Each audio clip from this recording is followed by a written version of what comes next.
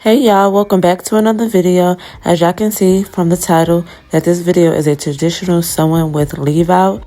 This will be tips and tricks on how to make your client or your sewing for yourself look more flawless. First, as you can see, that I already have started out with the braid down. Yes, I did pretty big braids for her hair because her hair is extremely fine. We do not want to anchor tracks to extremely small braids, especially when the hair is fine, because it can lead to breakage. Even though you shouldn't be anchoring every track to the client hair anyway, small braids are great for extremely thick and long hair. If a client has fine hair, first of all, if your client hair is too fine, I will also suggest them not to get a sew-in. I will go ahead and suggest them to get a wig. We are trying to grow hair over here, not break it.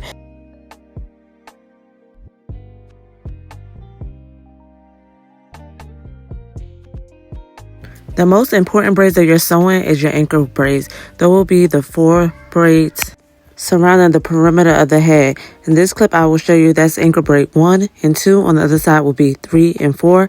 That last braid comes all the way around because nobody wants that hair pulling up.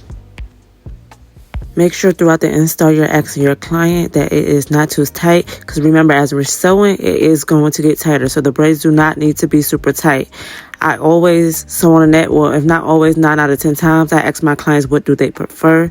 But I do like to use a net on my clients' hair. It adds as a barrier between the braids and the sewing. It is also an additional barrier when they are brushing their hair.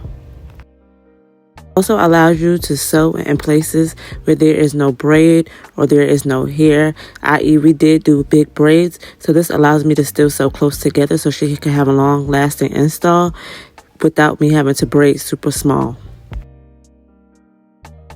Most of your tracks should be anchored to the net and not the client's real hair. We are trying to alleviate tension. That is also the main purpose of the net. I like to sew the net on gently because as we sewing, that net will get tighter.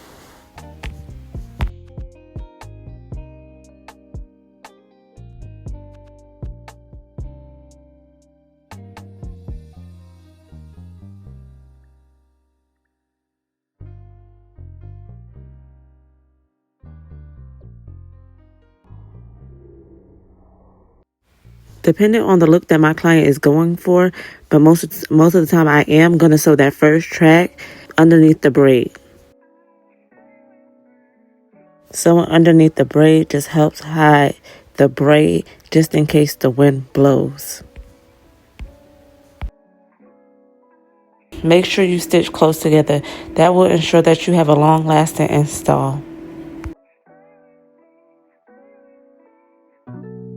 Dusties like it, and so do rich men, because everyone likes nice things, of course. And I think it's important that we understand that there's a level of couth and behavior that needs to be met with you. I like to double weft when I sew to ensure that I can get all the bundles in to make sure the hair is really full. But because I double weft, here you see me doing is I am tying a knot and securing that first weft down because I'm not taking it all the way up to the top. I'm going to drop it down and go up with my second weft all the way to the top alone so I can ensure that still be very flat with that one weft. And when I come, I'm going to take that track back down and meet it all back together. So usually when I get to the temple, I like to drop that second track down and continue with the first track. Also, this is not a one-size-fits-all. Sometimes I do double track all the way through. That also just depends on the look I'm going for and how flat the wefts are. It is okay to cut tracks. Sometimes we have to cut tracks to make sure we are getting the flattest look.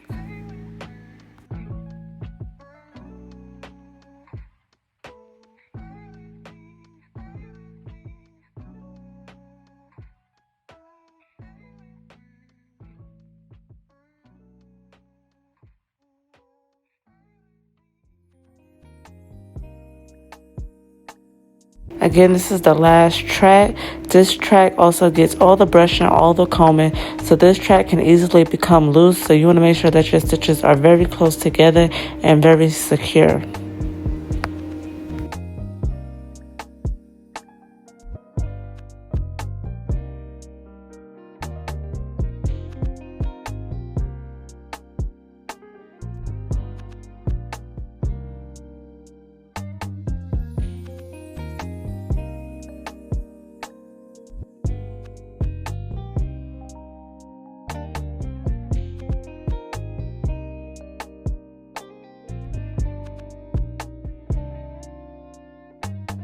I zoomed in so you guys can kind of see how close my stitches are.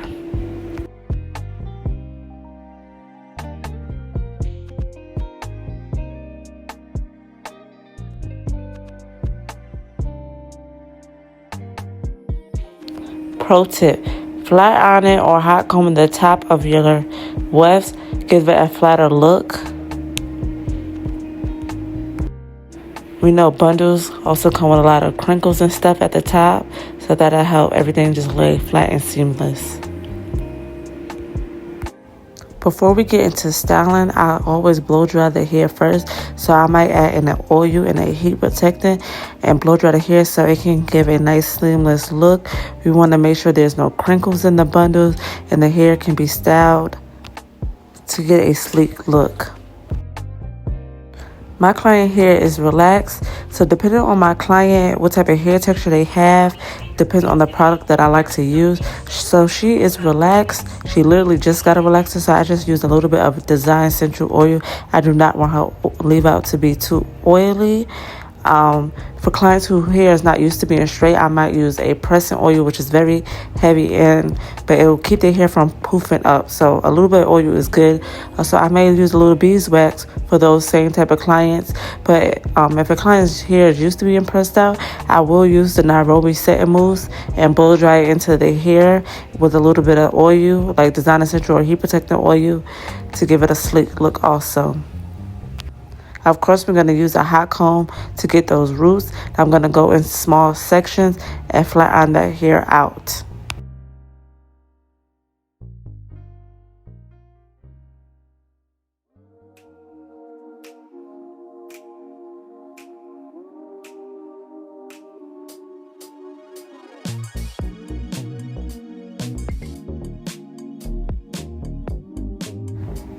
When it comes to styling, for you to get this look, you have to layer the hair. So I did heavily layer the hair before I go in with the curls. The curling irons I am using my T3 in a 1.25 inches, and I'm using my yall and a 1.75 inch. You can see I'm using my T3 at the top. Those are her Bing curls. I also use Velcro rollers from, and I'm letting those set because we want volume in those areas.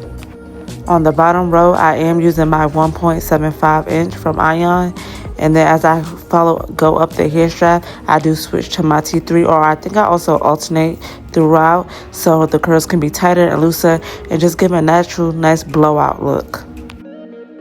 The hairspray I'm using is the Sebastian hairspray. Also, if you don't want to use that hairspray, you can go to Sally's and get the generic version of the Sebastian hairspray.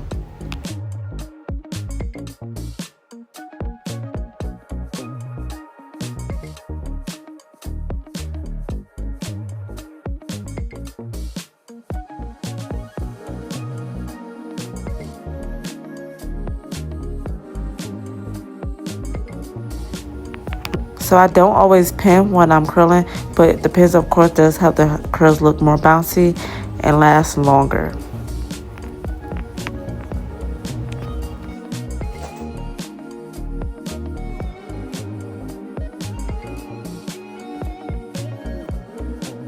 And I just love seeing my clients' raw reaction. This is what I do it for. I love to make girls feel beautiful and be happy.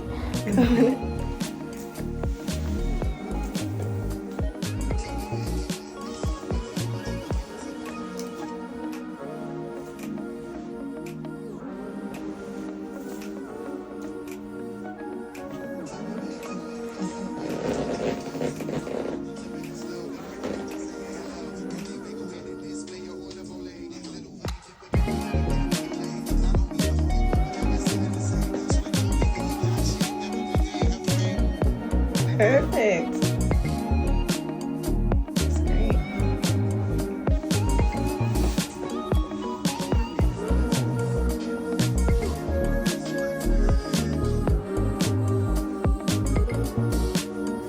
The work, I just broke the handle that keeps it from The hot part. Ooh. The line is $150, a glove is $5. Yeah, let me get that glove. Yeah.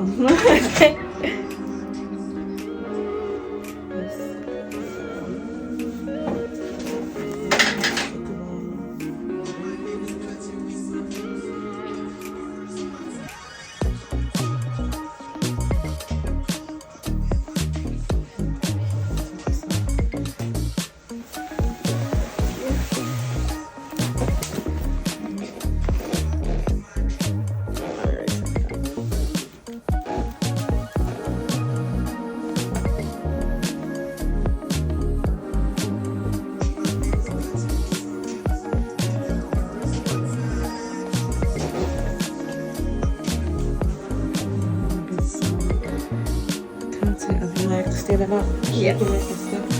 Please. So do you guys love this look? I mastered the soft, sexy, blowout, effortless look.